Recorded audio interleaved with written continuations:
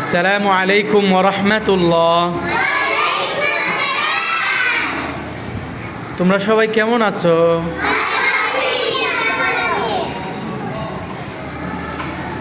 আলহামদুলিল্লাহ, আমিও ভালো আছি। আমার কলিজার টুকরা প্রিয় স্টুডেন্টরা, প্রিয় শিক্ষার্থীরা, আমি তোমাদেরকে গত বৎসর কোরআন পড়িয়েছি, হাদিস পড়িয়েছি।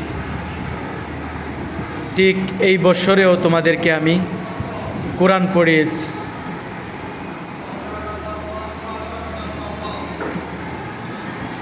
তো স্যারের কিছু ব্যক্তিগত কারণে তোমাদের থেকে হয়তোবা স্যার আজকে বিদায় নিচ্ছি।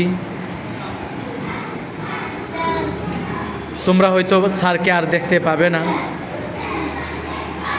আমারও হয়তোবা তোমাদের সাথে আর দেখা হইতেও পারে, নাও হইতে পারে। তো গত বছর এবং এই বছরের 4 মাস তোমাদেরকে আমি পড়ার জন্য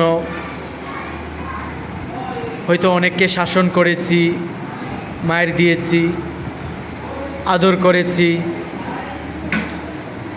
তো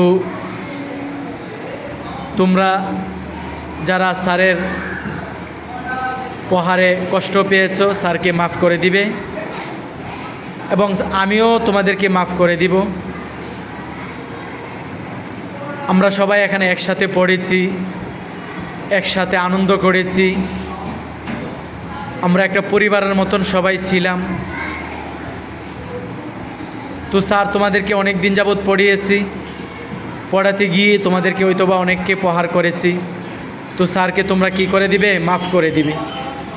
স্যারের জন্য বিশেষ করে দোয়া করবে। আমিও তোমাদের জন্য দোয়া করি যাতে আল্লাহ তাআলা তোমাদের ভবিষ্যৎ উজ্জ্বল করে, আল্লাহ তাআলা তোমাদের জেহেন জাকাওয়াতকে বাড়িয়ে দেন, আল্লাহ তাআলা তোমাদেরকে সফল করেন, আল্লাহ তাআলা তোমাদেরকে কবুল করেন।